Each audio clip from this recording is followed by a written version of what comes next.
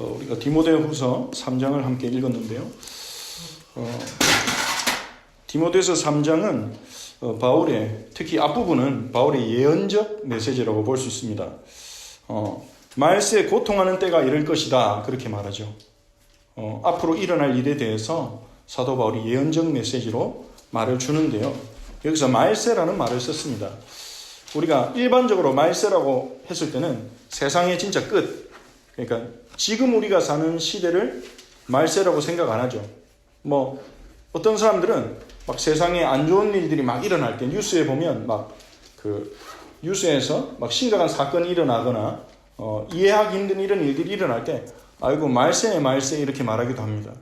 그러니까 말세라는 것은 우리가 지금 살아가는 이 시대가 말세다, 그런 인식을 많이들 가지고 있지 않은 것 같습니다. 그런데 성경에서 말세라고 last day라고 말하는 것은 예수님의 죽음과 부활 이후로부터가 말세라고 볼 수 있습니다. 왜냐하면 예수님의 죽음과 부활을 통해서 사실상 사단의 권세와 죄의 권세가 끝났기 때문입니다. 예수님의 십자가 죽음으로 죄와 사단의 권세는 완전히 깨어진 것입니다. 다만 이 사단과 죄의 세력의 완전한 패배까지는 조금 시간이 남았죠. 예수님이 재림하시는 그날 사단과 죄와 모든 악의 세력은 최종적으로 완전히 멸해지게 될 것입니다. 그 기간 사이가 말세인 거예요. 이미 실제적으로는 끝났는데 완전히 끝나는 그 시간까지, 그 시간을 성경은 말세라고 하는 겁니다. 그러니까 이 말세는 이미 시작됐어요. 예수님이 십자가에 죽으시고 부활하시는 그때부터 말세가 시작된 거죠. 그 말세가 지금 거의 2000년 넘게 계속되고 있죠. 이 기간 동안 사실은요, 이 기간에 대해서 사도 바울이 지금 말하고 있는 것입니다. 지금 우리가 살아가고 있는 이 시기를 말하는 거죠. 이 말세에 바울은 뭐라고 말합니까? 고통하는 때가 온다. 근데 이게 그냥 참고해라, 그게 아니에요. 3장 1절에서 뭐라고 말합니까? 너는 이것을 알라. 확실히 알아야 된다는 거죠. 말세에 고통하는 때가 온다는 것을 확실히 알아라는 겁니다. 이것은 사람들이 일반적으로 가지고 있는 생각과 좀 다릅니다. 심지어 하나님의 백성들조차도 앞으로 세상이 더 좋아질 거라고 믿는 사람들이 많습니다. 과학이 발전하고 의학이 발전하고 기술이 발전하고 점점 나아지고 있으니 앞으로는 더 좋은 세상이 올 거야. 그렇게 낙관적인, 미래에 대해서 낙관적인 긍정적인 기대를 하는 사람들이 많습니다. 하나님의 백성들조차도요. 하나님 믿지 않는 사람이야 말할 나위 없고요. 근데 성경이 말하는 건요, 그렇지 않다는 겁니다. 세상은 점점 악해질 거다. 세상의 상황은 점점 나빠질 거다. 그렇게 말하는 겁니다. 왜 그렇습니까? 사탄이요, 자기 때가 얼마 남지 않은 줄 알고 발악하기 때문입니다. 십자가에서 사단의 머리가 깨어졌거든요. 사단의 권세가 예수 그리스도의 이름으로 궁극적으로 완전히 깨어졌어요. 그래서 사단은요, 발악하는 겁니다. 자기가 끝장났다는 걸 누구보다 잘 아는 존재가 사단이에요. 예수님이 재림주로 오시는 그날 자기가 끝난다는 걸 알고 있는 거예요. 그러니까 발악하는 거죠. 속된 말로 깽판을 치는 겁니다. 자기 끝난 줄 알기 때문에. 한 명이라도 더 무너뜨리려고. 어떻게 하면 하나라도 교회를 더 무너뜨리려고 발악을 하는 겁니다. 언제 주님이 재림주로 오십니까? 마태복음 24장 14절에서 말하듯이 땅끝까지 복음이, 모든 족속에게 땅끝까지 복음이 증거된 후에야 끝이 오리라 그랬잖아요. 주님이 말세 시간이 우리가 볼 때는 2000년이 긴 시간 아닙니까? 아니 주님이 왜 이렇게 말세를 길게 느리시냐? 어떤 사람은 그렇게 생각합니다. 말세를 이렇게 긴 시간을 말세라고 볼 수 있느냐 그럽니다. 근데 하나님이 말세를 미리 앞당겨서 끝내셨다면 우리는 태어나 보지도 못했어요. 우리는 구원받을 기회조차 없는 겁니다. 태어나 보지도 못한 거죠. 하나님은요, 자신이 창세전에 택하신 백성들 한 명 한 명 빠짐없이 앞으로 태어날 세대들까지 다 구원하시기까지는 이 말세를 끝내시지 않습니다. 모든 족속에게, 모든 후대들에게 복음이 증거돼야 돼요. 그게 언제까지냐?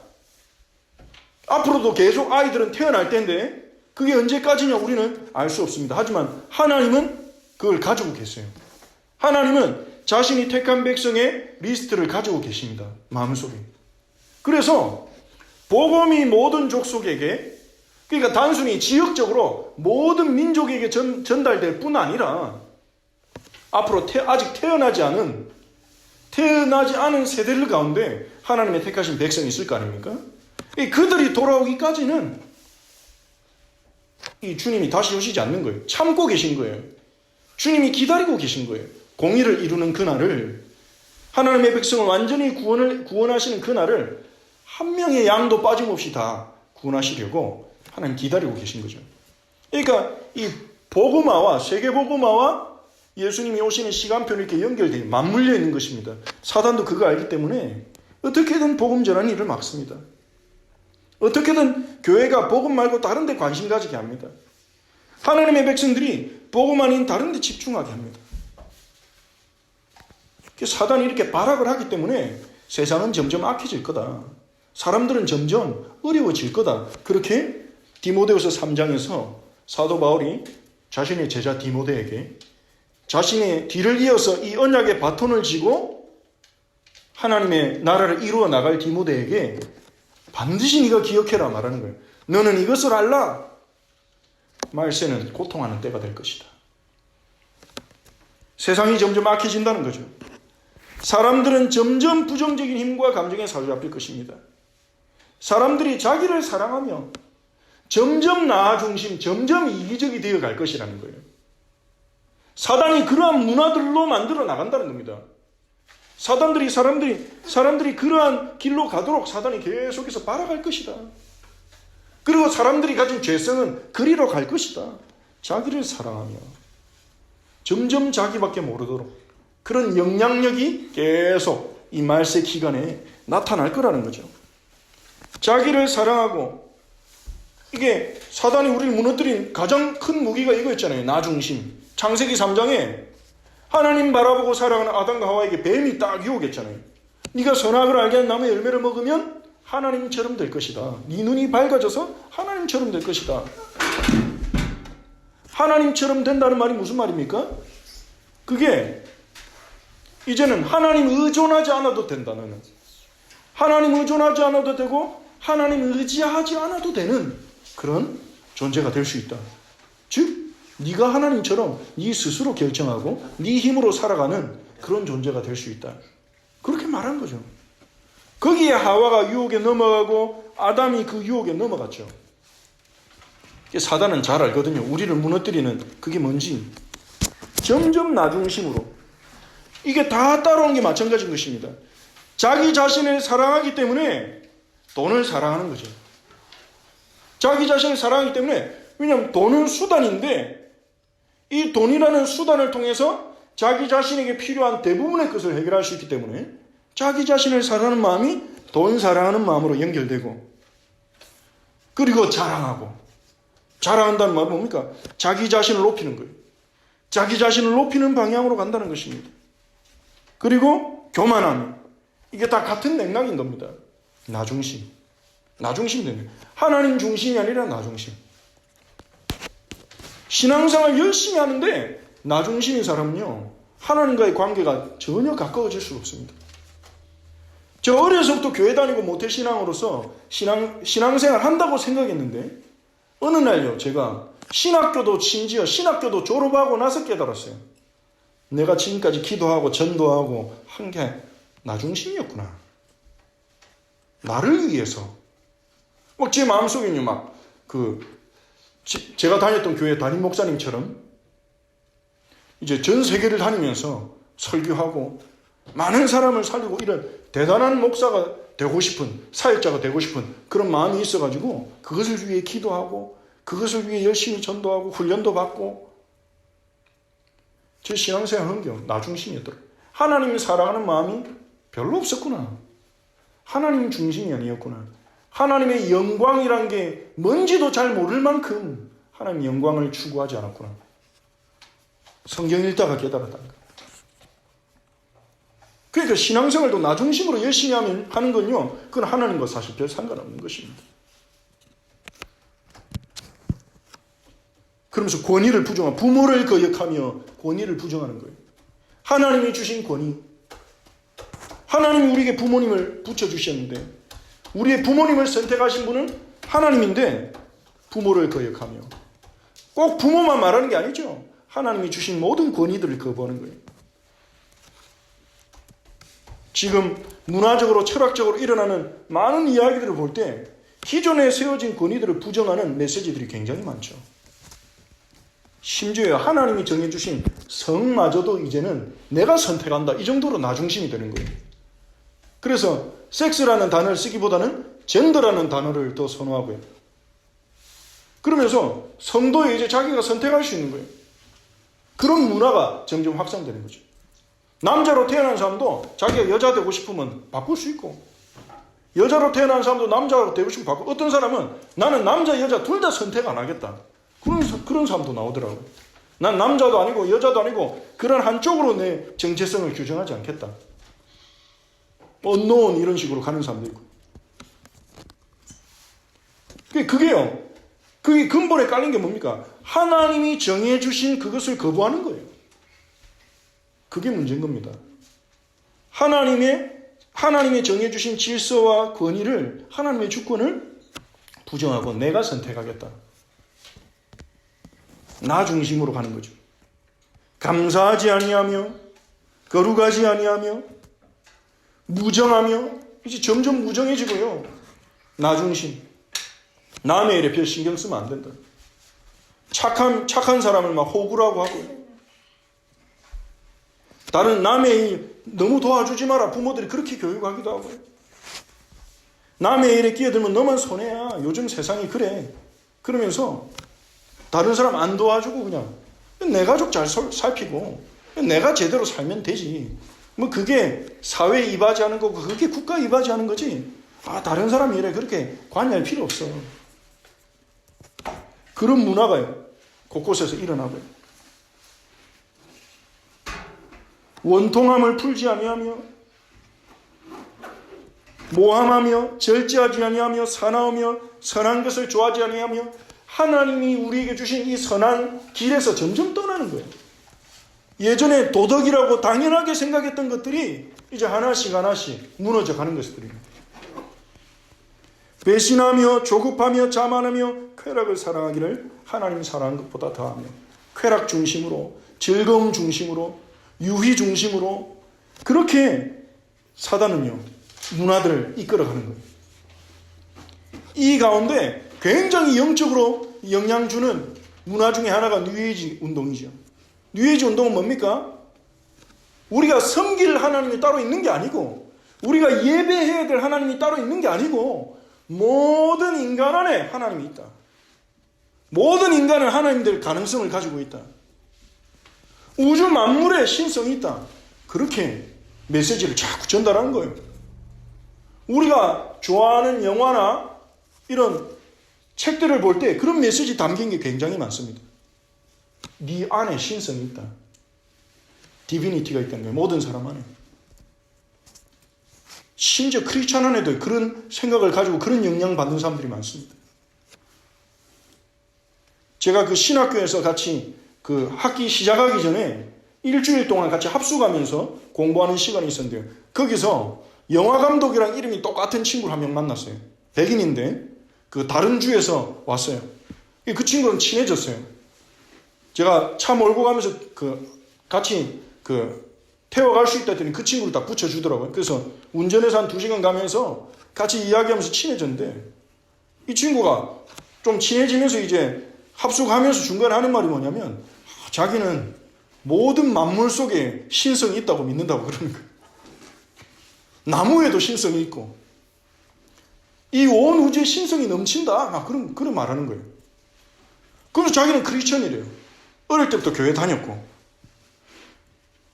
이 친구가 그 얘기에서 제가 이 친구 뉴에이지 사상에 영향을 많이 받고 있구나. 약간 범신론적인 사상에 영향을 받고 있구나.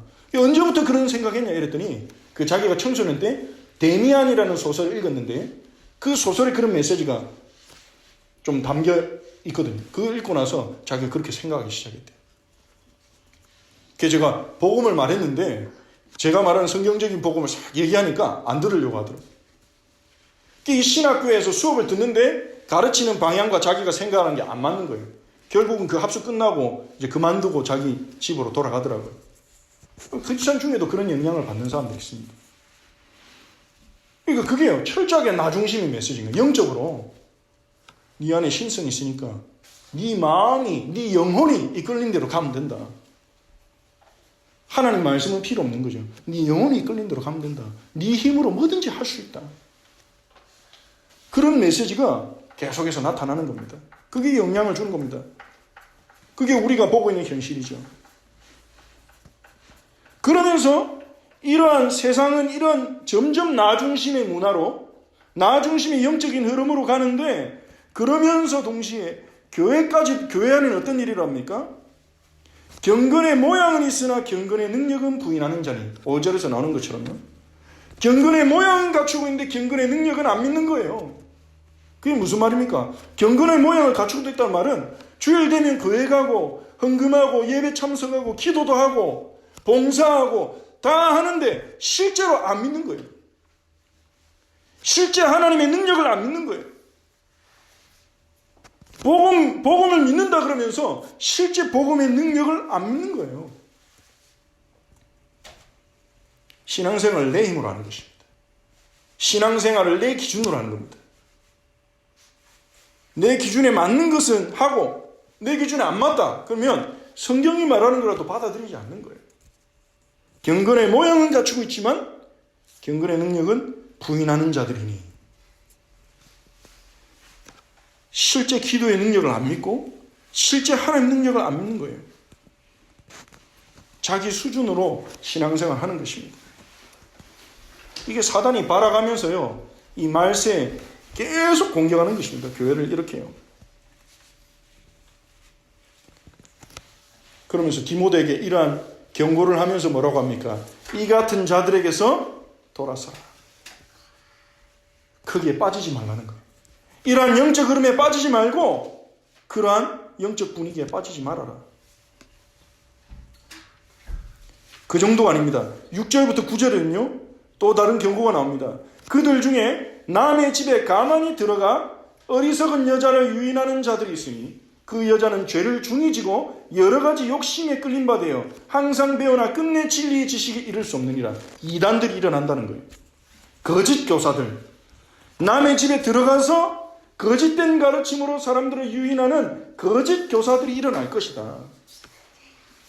근데 이 거짓 교사들이 하필이면 어리석은 여자를 유인하는 자들이 있다고 말하는 것은 무엇입니까? 이거는 뭐 여자를 비한다기보다는요, 어떤 사람들은 말합니다. 이 어리석은 여자들은, 이 여자들이라는 단어 표현을 쓴 것은 이 디모데가 목회하고 있던 곳이 에베소거든요. 이 에베소라는 도시에 이 거짓 교사들이 주로 타겟으로 삼은 게 이제 과부들이 살고 있는 집에 들어가가지고 위로해 주면서 힘 주면서 이제 거짓된 가르침으로 사람들을 미혹했기 때문에 그것을 이제 특징 삼아서 이렇게 여기서 어리석은 여자들이라고 그렇게 말했다. 그렇게 보는 주석가도 있는가 하면 어떤 사람들은 정확하게는 알 수 없다. 그렇게 말하기도 합니다. 여하튼 이 이단이요, 집집마다 찾아가서 사람들을 속인다는 거예요. 그 거짓된 가르침에 빠지면 어떻게 됩니까? 죄를 중히 지고 여러 가지 욕심에 끌린 바 돼요. 이단에 빠진 이유는요, 그 이단이 거짓된 가르침을 주는 그 사람들이 뭔가의 욕심과 그 사람이 뭔가 원하는 그 부분을 건드려주기 때문이죠. 하나님이 주신, 하나님을 향한 열정이 아니에요. 우리가 정말 하나님을 사랑한다면 복음으로 충분해요. 예수 그리스도 한 분으로 충분하단 말이에요. 근데 그걸로 충분하지 못하고 만족하지 못하는 심령을 건드리는 거예요. 그래서 걸려드는 거죠. 그래서 한국에 보면요, 이단에 빠진 많은 사람들이 대부분이 교회 다니던 사람들이에요. 예수님이 자기를 위해 십자가에 죽으셨고 부활했다는 말을 정확하게 이해는 못했을지라도 그 메시지를 많이 들어본 사람들이에요. 근데 이단에 빠져서 어떤 사람을 구세주로 섬기고 사람을 예배하고 이런 자리까지 나간단 말이에요.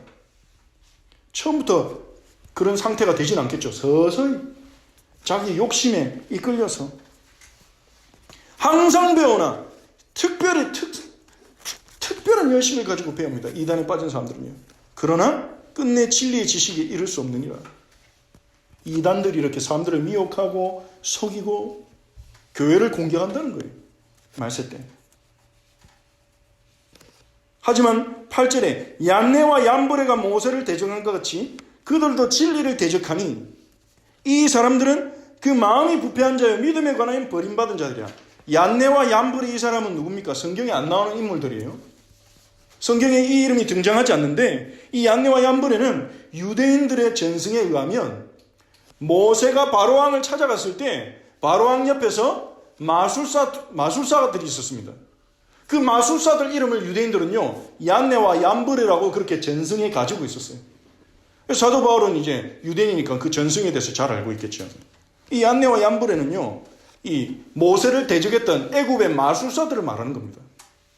그 마술사들이요 하나님의 역사에 대적하려고 했죠. 하나님이 모세를 통해 나일 강물을 피로 바꾸니까 자기들도 대야에 나일 강물을 떠가지고 피로 바꾸고, 그리고 모세가 지팡이 가지고 나일 강물에 넣으니까 개구리떼가 올라왔죠. 그러니까 마술사들이 우리도 개구리떼 불러낼 수 있다. 개구리떼 불러내고. 근데 세 번째 하나님의 역사부터는 마술사들이 포기하죠. 이거는 하나님의 능력입니다. 우리가 할 수 없습니다. 그렇죠. 오래 가지는 못했어요. 조금 하나님의 역사를 따라하는 것 같은데, 비교도 안 되지만 따라하는 것 같은데 오래 가지 못했어요. 그래서 9절에 말하죠. 그러나 그들이 더 나아가지 못할 것은 저 두 사람이 된 것과 같이 그 얀네와 얀브레가 얼마 못 따라가고 드러난 것처럼 그들의 어리석음이 드러날 것입니다. 이단들은요, 많은 사람들이 이단에 빠지지만 그들의 어리석음은 시간이 지나면서 드러날 것이다. 그렇게 바울이 말하고 있는 것입니다. 이렇게 1절부터 9절까지는요. 말세 때 고통하는 때가 오는데 그 이유가 뭐냐? 사단이 발아가면서 사람들을 점점 하나님으로부터 멀어지도록 자꾸 이끌어 간다는 겁니다. 부정적인 힘과 하나님을 대적하는 길에 서도록, 나 중심으로 가도록, 물질 중심으로 가도록, 육신 중심으로 가도록, 교만하도록 만든다는 거예요. 그리고 교회는 경건의 모양만 갖추고 경건의 능력은 부인하도록, 모르도록, 그리고 이단들이 일어나서 거짓된 가르침으로 사람들을 미혹한다는 거죠. 이러한 증상은요, 말세 시작부터 지금까지 계속되고 있습니다. 점점 심각해지고 있습니다. 그러한 자들로부터 돌아서라고 말합니다. 이러한 나 중심으로 이끌어가는 그러한 자들, 그러한 사상, 그런 문화로부터 돌아서라는 것입니다. 나는 괜찮아. 이렇게 방심하고 있지 말고 돌아서라는 거예요. 신약 성경은 우리에게 분명히 말합니다. 말세는 영적 전쟁의 시기입니다. 사단은 어떻게든 교회를 무너뜨리려고 하고, 사단은 어떻게든 하나님 백성을 무기력화시키려고 하고, 동시에 하나님께서는 하나님 백성에게 성령으로 역사하십니다. 전쟁 중이라는 것을, 영적 전쟁 중이라는 사실이 있는다면, 우리가 잊어버린다면, 그 사실을 놓친다면 우리는 속는 거예요. 전쟁에는 중립이 없습니다. 이 편에 서든지 저 편에 서야 돼요.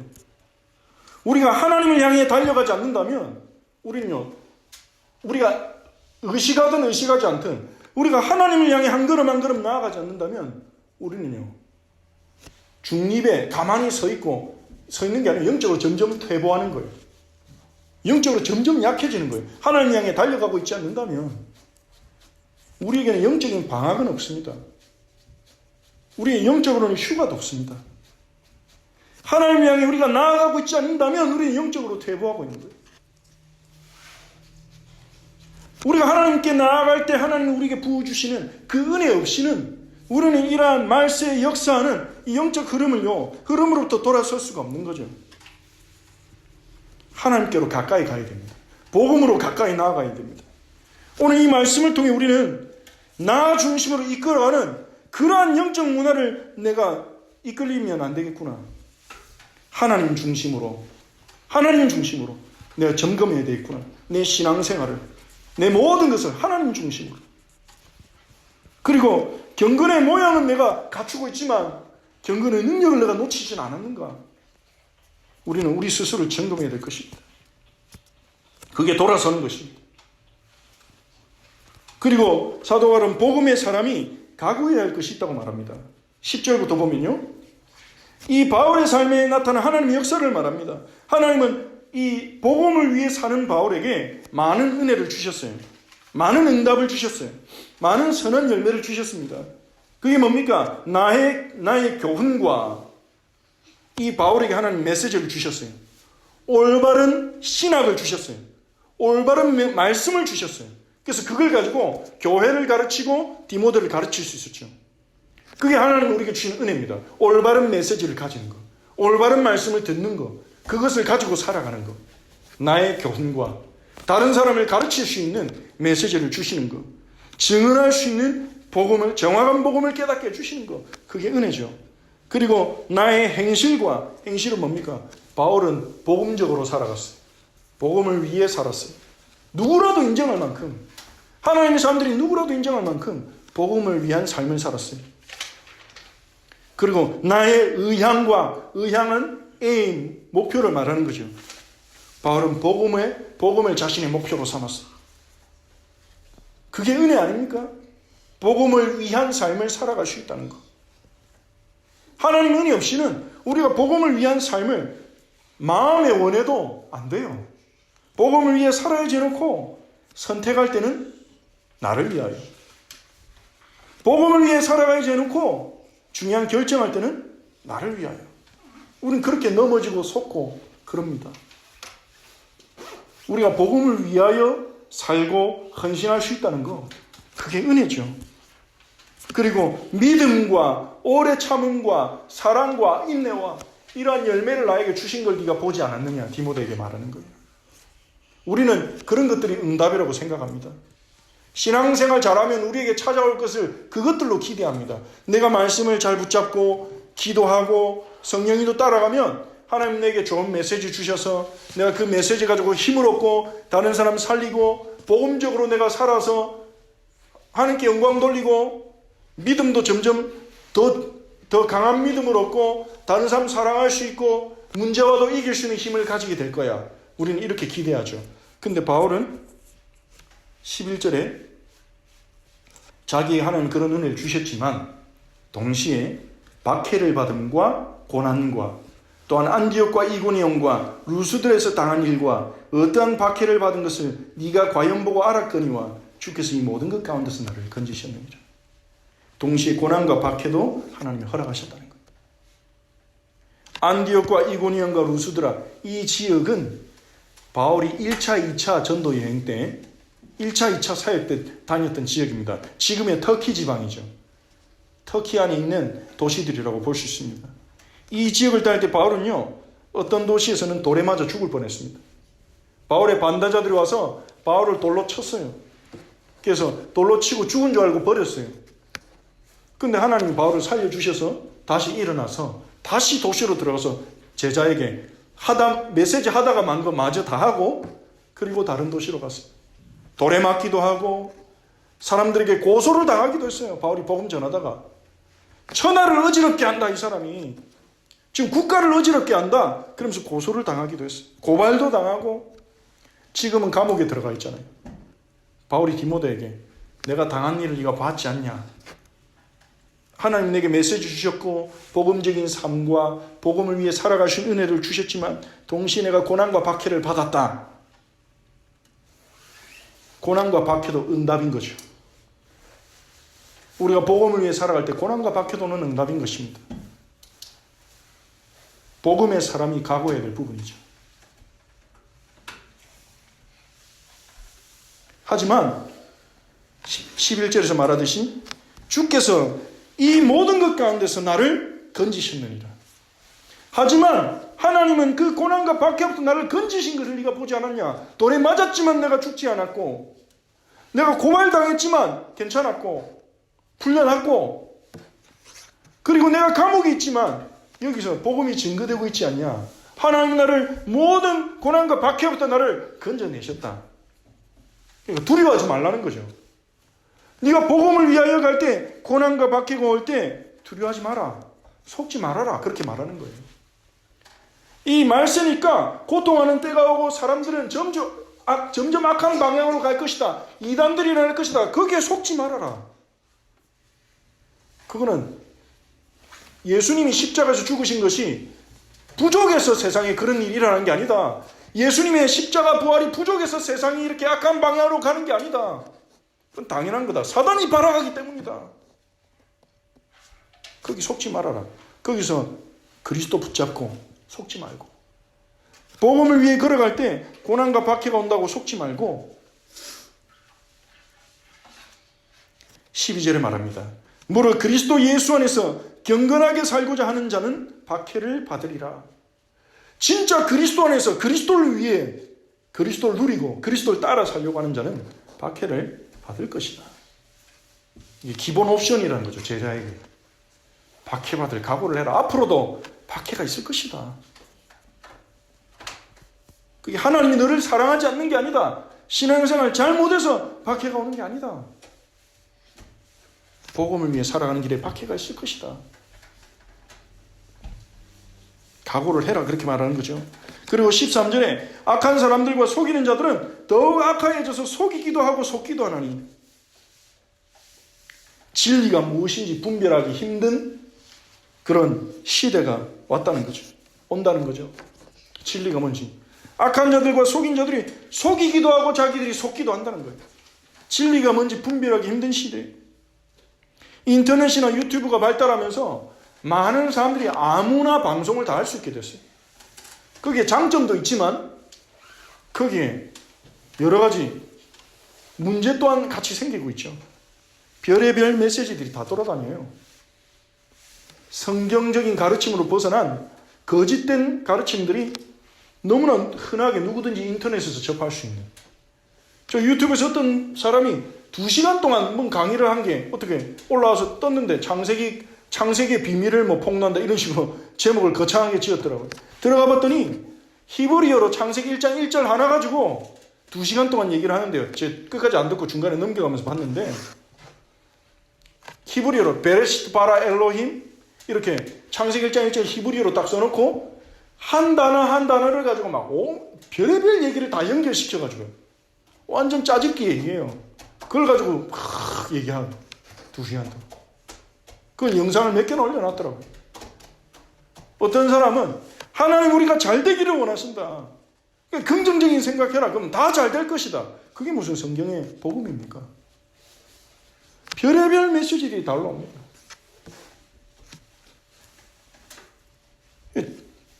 거기에 사람들이 이끌리잖아요. 어떤 사람들은 절대 몸에 칩을 받으면 안 된다. 전자칩, 그 상거래를 이제 칩 없이는 몸에다가 칩을 심을 것이다. 그 칩을 몸에 이식하면 그 사람은 나중에 인공위성에서 사인 딱 보내면 전부 칩이 심긴 사람은 예수님을 배신하고 배도하게 될 거다. 우리 몸에 심은 전자칩이 예수 믿는 사람들이 예수님을 배신하게 만들 수 있다고 그렇게 가르치는데 그걸 믿고 그걸 전하고 그런 사람들이 많더라고요. 제가 한국에 있을 때 카톡으로 어떤 그 교회, 제가 있는 교회에 있는 집사님이 한 분 있는데 교회 잘 안 오고 일단 이름만 이제 등록돼서 제가 종종 연락해서 좀 챙기려고 해도 시간 없다 그래서 자꾸 피하더라고요. 그 어느 날 그분한테서 카톡이 왔는데 그런 메시지가 딱 온 거예요. 절대 칩을 받으면 안 된다. 그 666이다. 그러면서 별의별 메시지가 다 돌아다니고 있어요. 우리는 그런 거에 안 넘어갑니다. 우리는 분별력이 좀 있는데 그런 거에 안 넘어갑니다. 막 그렇게 생각할 수 있습니다. 하지만 그러한 메시지에 빠진 사람들이요, 꼭 이제 지성이 모자라거나 그런 사람이 아니에요.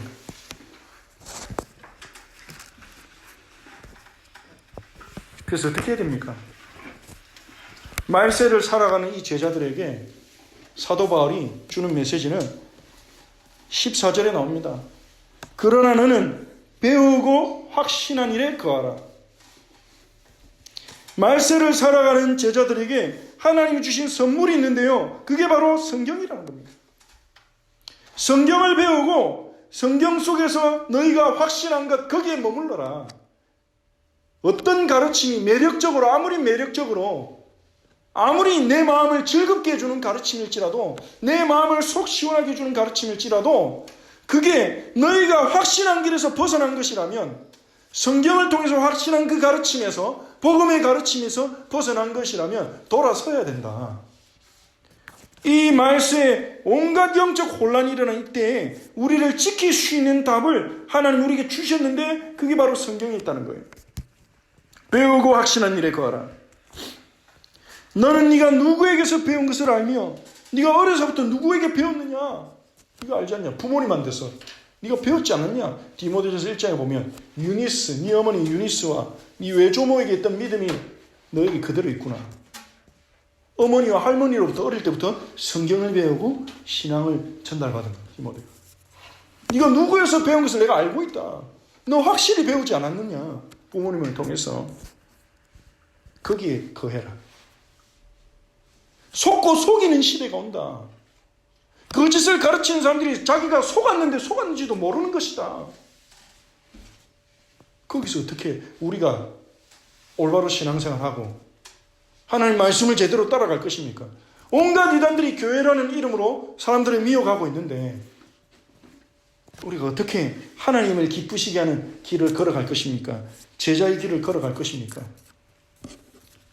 성경이라는 거예요. 그 답이. 누구나 크리스찬이라면 누구나 가지고 있는 성경.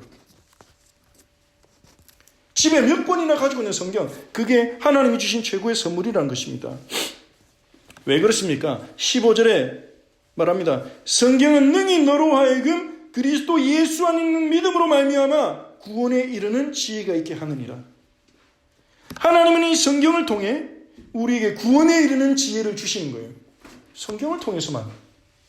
다른 어떤 책이 아니라 성경을 통해서 구원에 이르는 지혜를 깨닫게 해주신 거예요. 그 구원에 이르는 지혜가 무엇입니까? 그리스도 예수를 믿음으로 구원에 이르는 지혜라는 단어를 썼어요. 왜냐? 그리스도 예수를 믿는 게 지혜 중에 지혜라는 거예요. 예수 믿는 게 최고 지혜라는 겁니다. 어떤 사람들이 예수 믿는 사람은 어리석게 여깁니다. 자기가 노력해야지. 자기 힘으로 최선을 다해야지. 죽기까지 노력해야지. 힘들면 예수님께 기도하고 연약한 사람들 이렇게 생각합니다. 아닙니다. 성경은요. 예수 믿는 게 최고 지혜라는 겁니다. 왜 그렇습니까? 예수 믿는 거는 하나님이 주신 구원의 길이에요. 하나님의 지혜예요. 예수님을 믿음으로 우리가 의롭게 되고 예수님 믿음으로 죄 용서받는 것은 하나님의 지혜예요. 신적인 지혜예요. 그 길 외에는요 없습니다. 어떤 사람 들어놓고도 안 믿습니다. 예수님 십자가 나를 위해 죽으셨다고? 고맙네. 어릴 때부터 교회 다니면서 계속 들었어요. 복음을요. 예수 믿으면 예수님이 나를 위해 죽으셨다고? 전 감사하네. 실제로 안 믿어요. 십자가에서 내 모든 죄가 끝났기 때문에 난 더 이상 망할 수 없는 존재다. 어떤 문제가 와도 망할 수 없는 존재다. 예수 그리스도의 십자가에서 나의 모든 죄와 나의 심판은 끝이 났다. 이거를 실제로 안 믿어요. 그러니까 십자가 죽으심에 대한 감사도 없고 십자가 죽으심에 대한 그 은혜에 대한 찬양도 없고 하나님 나를 사랑하면 뭔가 내 삶에 더 줘야지. 더 이러고 있어요. 알겠어요. 십자가에서 나를 죽으신 거 알겠고 지나가 버린 거예요. 그게 다인데 하나님의 사랑이 거기 다 나타났는데 하나님의 능력이 거기 다 나타났는데 이 십자가 메시지를 누구나 들을 수 있습니다. 하지만 그 복음에 예수 그리스도를 믿음으로 구원받는다. 이 복음의 메시지를 실제로 깨닫고 믿는 거는요. 그거는 간단한 일이 아니에요. 그래서 지혜라는 단어를 쓰는 겁니다. 구원에 이르는 지혜. 그래서 성경은 우리를 그런 지혜를 우리에게 제시해 준다는 거예요. 왜 예수 믿으면 구원받는지, 왜 예수 믿으면 의롭게 되는지, 왜 예수 믿으면 죄 용서받는지, 왜 예수 믿으면 하나님 자녀가 되는지 성경이 우리에게 깨닫게 해준다는 거예요. 구약부터 시작된 하나님의 언약으로부터 시작해서 하나님의 그 계획과 오랜 구원의 계획과 하나님의 그 인자하신 성품과 이런 것들을 우리가 읽으면서 그래서 예수 믿으면 구원받는구나. 예수 믿는 게 이런 거구나. 알게 해준다는 거예요.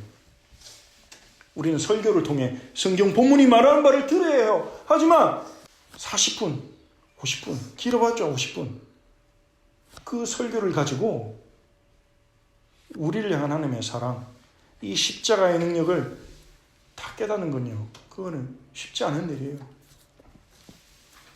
그래서 우리는 설교를 듣고 우리 공동체를 향한 하나님의 음성을 매주 들어야 하지만 그 말씀을 붙잡고 씨름해야 합니다. 하나님이 내게 주신 말씀입니다. 하나님 왜 나에게 이번 주에 이런 말씀을 주셨을까? 씨름해야 하지만 누가 서든지 마찬가지예요. 그냥 하나님이 하시니까. 하나님이 사용하시니까. 하나님을 믿는다면 하나님의 음성을 들을 수 있어요. 하지만 동시에 우리는요, 성경을 오늘 말씀이 말하는 것처럼 성경을 배워야 해요. 성경을 읽고 배워야 해요. 이 성경이 뭐라고 말하는지, 왜 예수 믿으면 우리가 구원받는지, 하나님이 도대체 무슨 일을 하셨는지, 그러한 은혜 속에서 하나님이 우리를 구원에 이르는 지혜를 깨닫게 해주신다는 겁니다. 복음이 이토록 대단한 거구나. 복음이 이토록 놀라운 거구나. 그리스도가 다 이루셨구나. 그리고 또 말합니다. 16절에 모든 성경은 하나님의 감동으로 된 것으로, 모든 성경이, 여기서 말하는 모든 성경은 신약 성경까지 포함된 건 아니죠. 물론 우리가 신약 성경까지 정경으로 다 우리에게 주어졌기 때문에 전체라고 볼 수 있겠지만, 바울이 이 디모데후서를 쓸 때에는 신약 성경이 아직 모아지지 않았잖아요. 여기서 바울이 직접적으로 말하는 것은 구약 성경을 말하는 겁니다. 구약에 있는 모든 성경.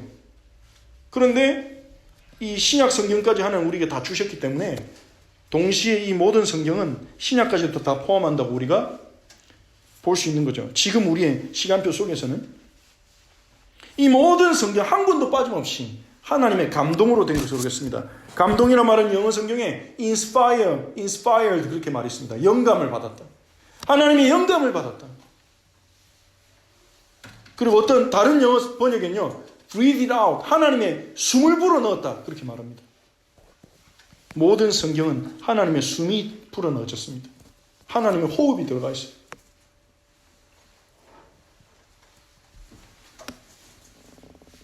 그래서 충분해요.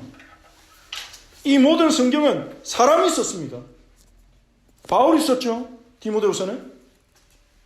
모든 성경은 사람이 썼어요. 그런데 사람이 쓴 거기에 하나님의 숨이 들어갔어요. 하나님의 호흡이 들어갔어요. 창세기 2장을 생각해 보십시오. 하나님 사람을 만들 때 흙으로 만들었어요. 흙이에요. 근데 거기에 하나님의 숨이 들어갔어요. 생기를 불어넣으시니 생명이 됐어요. 성경은 사람이 쓴 저술이지만 하나님의 호흡이 들어갔기 때문에, 하나님의 영감이 들어갔기 때문에 살아있습니다. 성경은 살아있는 존재예요. 히브리서 4장 12절에 하나님 말씀은 살았고 운동력이 있어 좌우의 날선 어떤 것보다 예리하여 홍과 간절과 심령과 간절과 골수를 찔러 쪼개기까지 하나님. 우리의 모든 내면을 찔러 쪼개며 치료하며 드러내고 고치는 것. 동시에 16절 말했듯이 이 성경은 하나님의 숨이 들어왔기 때문에 교훈과 우리를 가르치고 책망과 우리가 잘못된 부분이 있으면 책망하고 바르게 함과 책망할 뿐만 아니라 우리를 바르게 고쳐주고 의로 교육하기에 유익하니, 의는요 하나님이 바라시는 행동입니다. 선하고 정의로운 하나님이 기뻐하시는 것이 그게 의입니다. 하나님이 기뻐하시는 삶이 무엇인지, 하나님 기뻐하시는 행동이 뭔지 우리에게 교육시켜 주는 거죠. 성경이 그 역할을 한다는 겁니다. 성경은 살아있는 존재로서 우리에게 그 역할을 한다는 것입니다. 성령이 성경을 통해서 우리를 가르치고 책망하고 바르게 하고 의로 교육한다는 것입니다. 그게 하나님 우리에게 성경을 주신 중요한 목적이죠. 하나님이 성경을 통해 우리를 교육하시고 고치시는 것입니다. 치료하시는 것입니다. 그리고 17절에 이는 하나님의 사람으로 온전하게 하며 모든 선한 일을 행할 능력을 갖추게 하려 함이라. 하나님의 사람, 하나님의 백성을 온전하게 해요. 더 강하게, 더 힘있게, 더 사랑하게, 더 은혜가 풍성하게 성경을 통해서 모든 선한 일을 행할 능력을 갖추도록. 모든 선한 일은 뭐겠습니까? 하나님의 뜻에 순종할 수 있는 힘을 갖추도록, 하나님 말씀대로 살아갈 수 있는 힘을 갖추도록, 복음을 위해 살아갈 수 있는 능력을 갖추도록, 하나님 나라를 위해 살아갈 수 있는 능력을 갖추도록 우리를 온전하게 한다는 거예요. 그래서 우리는 성경을 배우고 성경에서 우리가 무엇을 믿어야 될지 온갖 말들이 다 떠돌아다니거든요. 우리가 접하는 문화에서 교회 안에는 거짓된 가르침이 없습니까? 교회 안에도 흘러 들어오거든요. 무엇을 믿어야 합니까? 누구 말을 믿어야 됩니까? 누구의 말을 따라야 됩니까? 우리에게 가장 1순위로 주어진 교사, 우리에게 가장 근본적으로 주어진 교사, 하나님 우리에게 선물로 주신 가장 근본적인 교사는 바로 성경이다. 성경을 배우고 성경에서 확신할 걸 찾으라는 거예요. 구원에 대한 부분뿐만 아니라 우리의 삶을 어떻게 살아야 될지, 어떤 교회가 되어야 될지 성경에서 찾으라는 것입니다. 결론입니다. 말세에, 오늘 본문이 경고하는 것처럼 말세에 일어나는 악한 자, 악한 사상, 악한 문화, 이것들을 분별하고 돌아서서 성경을 배우고 성경에서 확신할 것을 찾으시는 우리 성도님들이 되시기 바랍니다. 또한 우리가 성경을 배우고 성경에서 확신한 것을 찾을 때 악한 자, 악한 사상, 악한 문화를 분별하고 거기로부터 돌아설 수 있게 될 것입니다. 이것은 상호 보완적인 것입니다. 성경을 배우고 확신해야 될 이유를 여러분이 깨닫고 정말 내가 남은 생에 성경을 배우고 지금까지도 배워왔지만 더 우리가 철저히 성경을 배우고 성경에서 신앙에 대한, 내 인생에 대한 답을 찾아서 내가 확신해야 될 뿌리를 성경에서 찾아서 성경적으로 살아가야 되겠다 결단하는 은혜가 우리 성도님들이 있으시기를 바랍니다. 우리 함께 말씀을 붙잡고 기도하겠습니다.